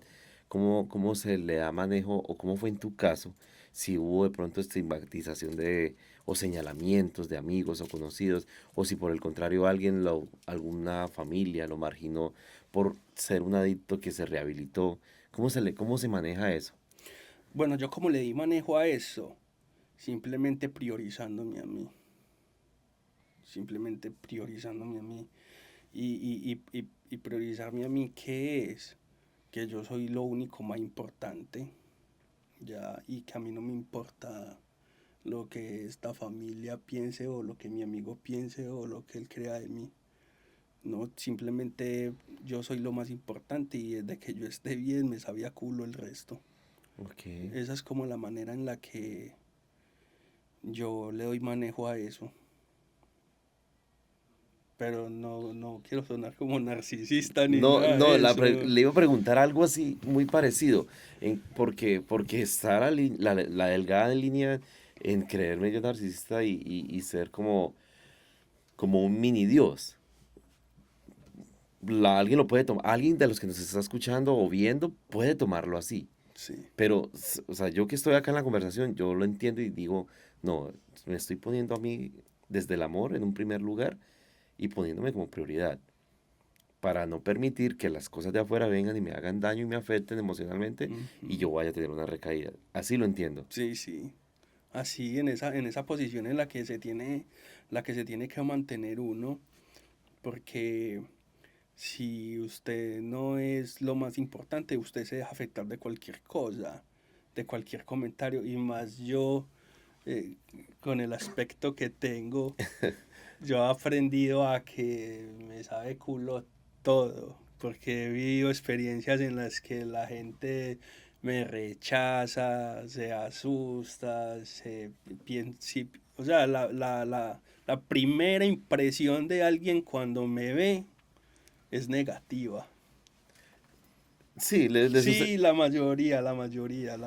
Parce, no Yo le- cuando entablo como una conversación con alguien, o de pronto me abro hacia otra persona, siempre terminan confesándome de que, uy, parce, yo al principio pensaba que usted era una gonorrea.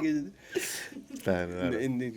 Pues yo sé, eso es Ya lo muy, sabía, sí. yo ya lo sabía, pero esas situaciones, pues yo ya les doy manejo a todo eso. Parce,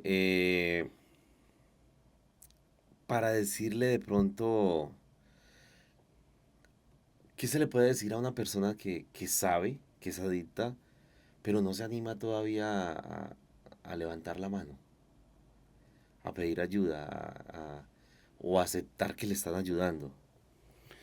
Vea, es que la mayoría de las personas que tomamos esa decisión es como porque llegamos y tocamos fondo, ¿cierto? Y, Y está tan normalizado ahora el consumo de que como que no hay la posibilidad ahora de que las personas eh, toquen fondo y reaccionen a tiempo. Y el consumo, el consumo ahora las personas lo están tomando de una manera diferente por lo de la normalidad que se le está viendo a esto. Y lo difícil ahora me parece que es, ¿cómo lo digo de una manera en la que me puedan entender? La marihuana ya está como muy aceptada en la sociedad, ¿cierto? Ujú. Pues está muy normalizada. Y las personas en este momento que consumen y que llevan, digámoslo, que no mucho tiempo consumiéndola, no están viendo como que el daño que les está generando este consumo. Pero por ejemplo, yo que viví todo el proceso de degradación de mi padre, donde las personas fueran más conscientes de esa degradación que están teniendo, pues yo creo que no normalizarían tanto eso, porque hay algo muy, en esto de lo del consumo, hay algo muy particular que es que usted, digamos que usted empezó a consumir a los 13 años y usted tiene una edad emocional y una edad cronológica. La edad cronológica son los años que usted está Unos años que sí, y cumplo. la edad emocional es pues como su madurez que va teniendo acorde a los años que usted está cumpliendo. Ok. Pero si usted empieza un consumo a los 13 años, su edad cronológica va subiendo, pero su edad emocional se queda estancada en esa edad en la que usted empezó el consumo. Mm, Y por eso uno hay veces se encuentra con personas adictas que son tan tontos, hermano. Como si fueran unos niños. ok. Y ellos no están conscientes de eso, de que su edad emocional y su edad cronológica no están acorde a- no están niveladas. Y el claro ejemplo fue mi padre, que mi padre era un adulto de 60 y punta de años y parecía un niño de 10 años. Y yo en ese proceso de degradación que le vi, yo sí noté completamente. Mi papá supuestamente pues solo consumió marihuana y mi mamá incluso es mayor que él y mi papá al lado de mi mamá ya se veía como un ancianito, físicamente muy degradado, mentalmente no estaba eh, cuerdo, no estaba cuerdo. Y hay muy pocos exámenes que han estudiado pues como que el real efecto que hace pues yo hablo de la marihuana es porque es como lo más común Sí, y siempre la marihuana es como lo que le abre las puertas a las a las otras demás. cosas, sí. Es decir, que se puede pensar que en un país como este, donde es legal la marihuana y hay tiendas Sí, donde tú puedes ir y comprar y todo esto, eh, ¿facilita de algún modo el camino a la adicción? sí, claro, y yo pienso que eso aquí funciona así es porque yo pienso que el gobierno lo que quiere tener es personas tontas. Ajá. Porque cuando usted es una persona que no consume nada, usted es una persona que cuestiona más, analiza más. eh, sí, yo pienso que eso también hace parte como de la forma del control que nos tienen, porque yo pienso que para ellos es más fácil mantener un montón de adictos ahí agüevados, consumiendo drogas o alcohol, que un montón de gente que todos estén conscientes con un nivel Ujú. de conciencia y de amor Súper propio. elevado. Sí, yo creo que sería más difícil controlar una población así. Pero bueno, pero es chimba uno ser como que de ese por ciento que no está ahí como en eso. Pues yo me siento ahora bien. Ahí va, para allá iba. ¿Cómo es su vida ahora? ¿Cómo lo ve frente a hace precisamente un poco de años que era adicto? ¿Siente que fue necesario todo ese proceso? ¿Siente que así debería ser? ¿Y cómo se siente usted hoy al día de hoy, el Jonathan que se ve hoy al espejo? Bueno, yo me siento muy orgulloso de mí. Me siento muy orgulloso de mí porque pues no ha sido fácil, no ha sido fácil. Pero aún sigo cometiendo muchos errores, Ujú. aún sigo teniendo un montón de sentimientos, aún sigo luchando porque es una lucha constante, una lucha que nunca se va a acabar.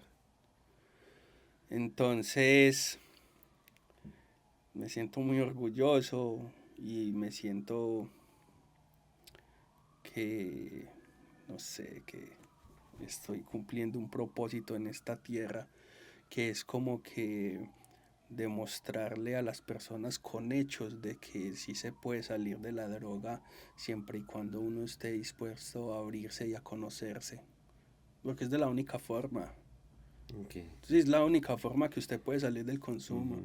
aceptar, reconocer, perdonar, sanar. Si usted no hace eso, usted no va a ser capaz de dejar el consumo de las sustancias.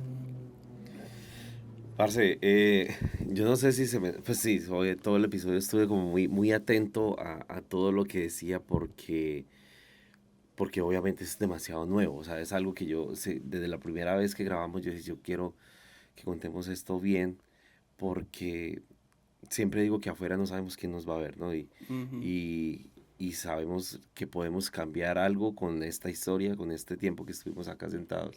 Sí, Es algo muy valioso para nosotros desde este proyecto de podcast. Es como que valoramos mucho el que hayas tenido la disposición de venir y contar desde cero.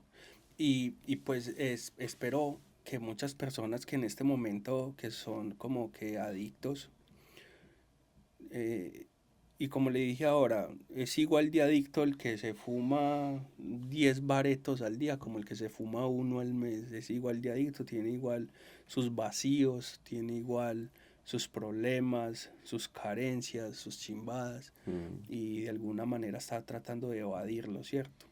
Y pues si usted es una persona de esas que está en ese proceso y quiere como que cambiar o parar el consumo, pues la invitación es a que pare el consumo. La invitación es a que usted se conozca y reconozca y se acepte y se ame y se valore, se respete, se priorice.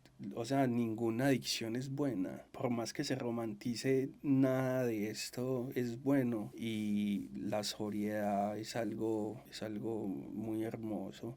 Y afrontar las situaciones de la vida en sobriedad es como que la naturaleza de la vida, vivir los procesos, aceptar, es la única forma en la que uno crece Ujú. y en la que uno evoluciona y adquiere esos niveles de conciencia, porque es que si usted está evadiendo sus emociones y su realidad con la sustancia, usted va a quedar ahí estancado, usted no va a evolucionar a nivel de conciencia. Y otra invitación es como para para las familias que tienen hijos, que si usted es un padre y quiere brindarle una buena educación a su hijo, pues yo lo que les aconsejo es como que ser muy honestos y hablar las cosas como son, explicarlas como son y que no sea como un tabú hablar de esas cosas, porque uno se da cuenta de las adicciones y de todas esas cosas es en la calle, o sea, porque en la casa no lo prepararon a uno para eso, a uno no lo preparan para la calle. Sí, suele suceder que cuando uno llega a todas estas cosas, pues es por afuera, por los Claro, amigos, es que por los la compañeros. familia piensa que si no lo hablamos ellos van a saber que no existe, Ujú. pero obvio, todo eso está aquí a la vuelta en las escuelas, en todas partes. Entonces, como que si usted coge a su hijo y le da una educación, pero realista de cómo funciona, es que es simplemente como aprender de cómo es que funciona todo eso y y crearle a un hijo, o sea, es muy importante crearle a un hijo seguridad, amor propio, prioridad. Si usted le inculca todos esos valores a un niño desde pequeño, yo estoy 100% seguro que va a ser una persona que en ningún momento va a tener la necesidad de consumir algo, porque va a estar fuerte, Ujú. fortalecido. Parce, sigo creyendo que se necesita mucho valor, mucho carácter muy bien definido para las dos cosas, valor para entrar a consumir y hacerse adicto y también para tener un momento de sí levantar la mano y pararse de ahí donde estás, como porque la representación, no sino la descripción que nos diste literalmente así de cuando te hicieron sentir una mierda y yo creo que uno se siente así cuando está como consumido en una situación así tan difícil, uno se siente de lo más bajo, entonces es de admirar. Entonces me parece muy interesante, muy noble también poder hoy decir que estás bien y que pasaste todo eso, pero que te sientes muy orgulloso al estar hoy. Eso es de valientes y de verdad que me parece excelente. Sí, y, y no se puede bajar la guardia, no se puede bajar la guardia, porque mantenerse en sobriedad Sobriedad. y todo eso es difícil salir, es difícil mantenerse y bueno, Ahí es. Parce, gracias una vez más por el espacio. Para terminar, algo que no le haya preguntado, algo que de pronto tenía en mente decir y no le di la oportunidad, o no se dio, o estamos bien así. no, yo creo que así está bien. De pronto ya cuando esté en la casa, ay, hubiera contado quería contar una anécdota que me pasó en el centro de rehabilitación y fue que cuando me pusieron de cocinero allá en el centro de rehabilitación, un día nos dieron patitas de pollo Ok. y eran de esos pollos de criollos y todo eso, y que esos pollos cuando ven popó lo escarban y Ajá. todo eso, entonces se mantienen las uñitas muy cochinas y nos Sí. dieron un montón de patas que fue a hacer un caldito. Y yo no sabía que eso había que cortarle las uñitas. Y yo cociné, yo cociné eso así. Ay, Y entonces, no, y yo organicé esos platos de ese caldo con esas garras así asomadas. Y, y entonces pasó uno de los terapeutas ¿y por qué no le quitaron las uñas a esas patas gas, esos pollos que mantienen escarbando mierda y todo eso? Y claro, esto que cortarle. claro, les contaban así. Claro, los deditos. Y a mí me habían dicho, pero a mí me olvidó y entonces me pusieron una ayuda para que yo no volviera a cometer un error de esos y la ayuda fue coger todas esas patas de pollo, echarlas en una bolsa y colgármelas en el cuello por un mes. Y yo todos los días le tenía que poner una bolsa nueva a eso que yo no me aguantaba el olor y el gusanero ahí. Ay, parce. Y yo después de eso, cuando estaba en la cocina, vea. Ay, un mes todo, con... todo impecable. Es que si ve que la terapia de choque es la que lo pone a uno. Claro, es que sí o sí. Sí. Pues no sé si sí o sí o funcione, pero yo siento que también funciona. A mí me funcionó así. A mí me gustaba mucho hablar de la negativa y decir que yo quería era irme a coger la moto y hacer pillería con un parcero y que con el fierro hacer vueltas y yo me mantenía alardeando de eso, que no sé qué. Y entonces ya después eso llegó a oídos de uno de los terapeutas y me hicieron, ¿cuál es lo que la chimba que usted está hablando? Que usted, que un pillo y que la moto, que, no, mano, respete, me dieron ahí una terapia donde todo el mundo me dio madera. ¿Vos qué pillo vas a hacer, hombre loca? Que yo no sé qué. Y me pusieron una ayuda. Y usted tiene que tomar la ayuda, porque si usted no toma la ayuda, entonces ábrase, mano. ¿Y cuál era la ayuda de esa? Y la ayuda fue que el director tenía un niño pequeño, y tenía una motico de esas de plástico. y me pusieron a darle 10 vueltas a toda la finca montado en esa motico y con una espada gritando, soy un pillo y me gusta hacer pillería en mi moto. Tan. Entonces eso como que la humillación y Claro. todo eso, y ay, yo nunca más voy a volver a decir nada de esas mierdas porque yo no quiero tomar más una ayuda de esta. Y ya, cual pillo, ya eso me lo sacó de la cabeza completamente. Ay, Así como yo estaba en esa finca haciendo el ridículo, así estaba yo en la calle haciendo el ridículo montado en una moto, igualito. creyéndome un hijo de puta bandido. Bueno, parce, Mm. qué chimba. Usted ya conoce, hay unas preguntas sin filtro.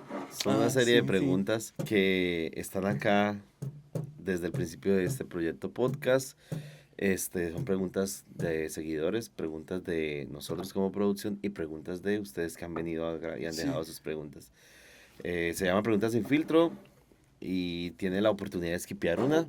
¿Usted se la A mí mide? la vez pasada me salieron fue puras preguntas sexuales. Sí, a usted fue uno de los que le salió preguntas así todas raras. Por eso dijimos que bueno, no es mejor dejarle la oportunidad a la persona que pueda esquipear una pregunta y nada. Parcero Zebra, bien pueda. ¿Cuántas? Puede sacar, ¿no? Tres. Que ya dije que cinco y me dijeron que tantas. Y otro parcero Tres. sacó las cinco y se animó y sacó otras. Le estaban saliendo preguntas chéveres. Es que ahí puede salir de todo, puede salir de todo.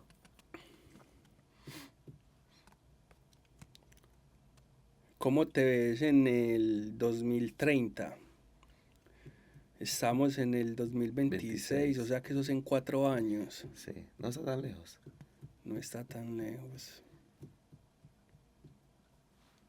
Una pregunta. Sí, ahorita estamos hablando de eso. En serio, vea, Sí. parce. Uy, no, yo le tengo miedo a esas cosas de la vida así. Sí, uno no se puede predisponer pues tampoco Mm, a las cosas, pero yo creo que me veo compartiendo mucho mi conocimiento artístico y conocimiento de vida y todo eso, porque de qué vale uno saber algo y no no poderlo, aplicarlo. no, Ay, sí. Entonces me veo como que compartiendo mucho conocimiento, aprendiendo mucho de otras personas y quizás en mi casita, que y ojalá pues lleguemos hasta el 2030 con la ayuda de Dios, bendito Dios, claro que sí. pero, pero que sea lo que Dios quiera, ¿sí me entiende? Eh, Hay veces no tenemos el control de eso. Sí, no, normalmente no. Ujú. Pero está bien también ir viviendo, o sea, como se ve, a lo que, o sea, a medida que vamos viviendo, ir disfrutando, ir dejándolo todo, Claro, claro, sin dejar nada en la mesa, sino ir dándolo todo. y también, pues si uno se enfoca y piensa en eso, también como que la ley de atracción, Ujú, ¿cierto? funciona. Entonces, oye, vamos a ver esto.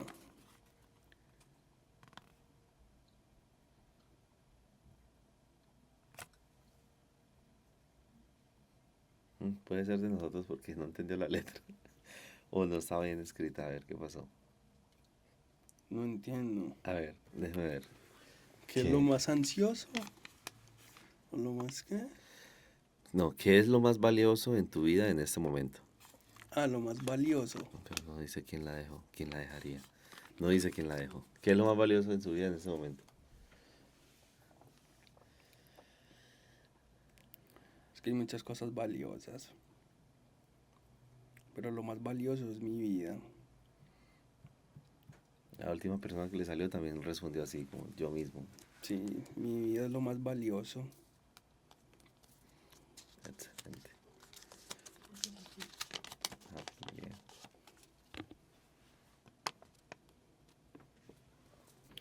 ¿Cuál es la peor pena que has vivido en el sinvergüenza? No faltaba la No pregunta. faltó. Bueno, eh, yo soy una persona como que muy asquienta, Ok. ¿cierto? Pues no sé, siempre he tenido esas cosas que soy como un poco asquiento. Y un día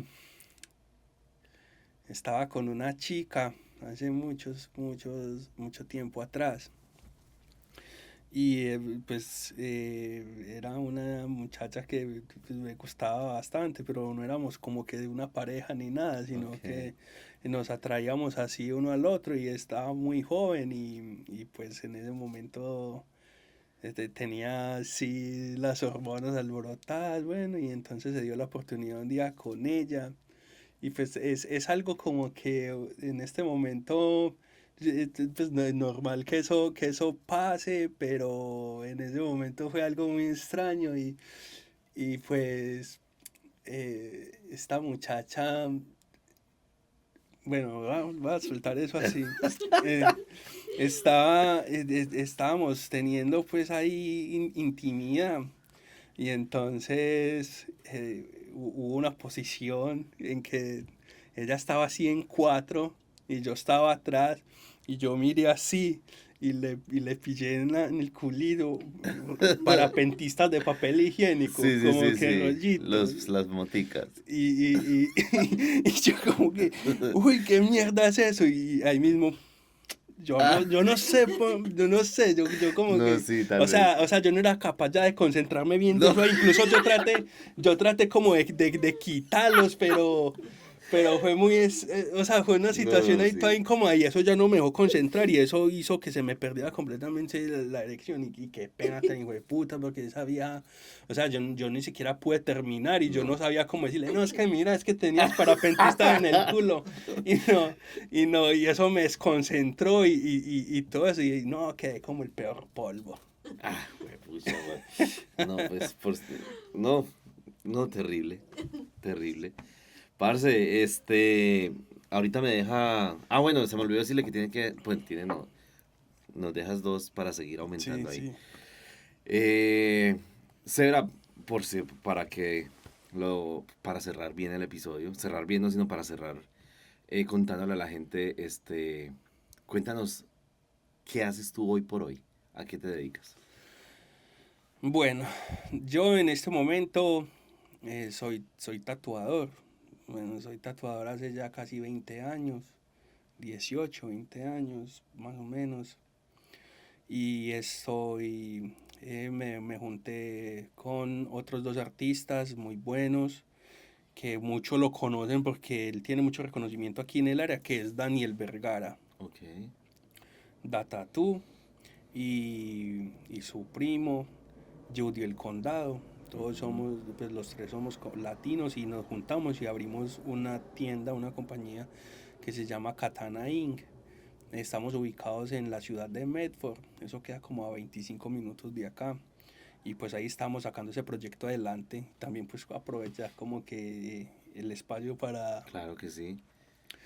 para pues comentarle a las personas que no, que bienvenidos por allá y que pues estamos tratando de dar lo mejor a nivel artístico y a nivel ser humano para que las personas estén a gusto Qué con bien. el trabajo y con todo y nos pueden seguir pues en las redes sociales. ¿Cómo son? Eh, Katana Inc. Es la red social de la tienda en Instagram. Yo estoy como Zebra Tattoo, Judy el Condado y Da Tattoo. Esas Bien. son las personas que vemos allá. Posiblemente estamos haciendo pues el trámite para nosotros también poder generarle licencias a personas que quieran ser parte del gremio de los tatuajes.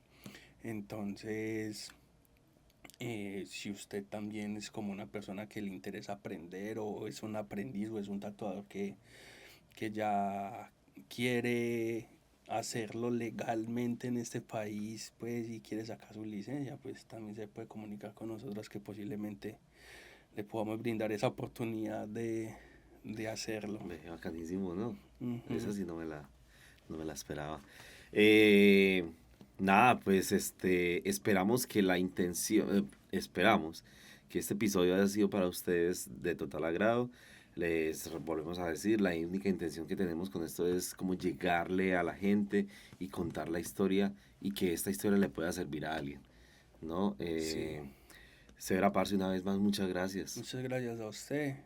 Para mí siempre va a ser muy liberador hablar de esto. El que olvida su pasado está condenado a repetirlo.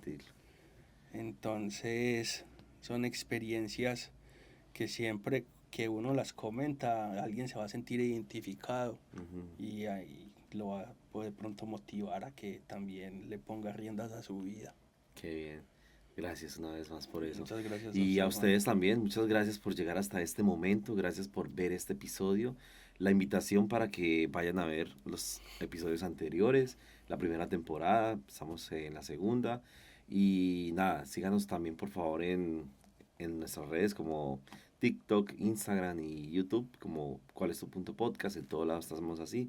Los invitamos para que se suscriban a este canal y nos dejen un comentario de cómo les pareció o si estuvo bien este episodio, si les llegó, si no, qué les disgustó, qué les pareció este episodio. Y nada, nos vemos en una próxima oportunidad. Gracias a todos. Sergio David, hijo, te amo. Chao. Nos vemos en la próxima.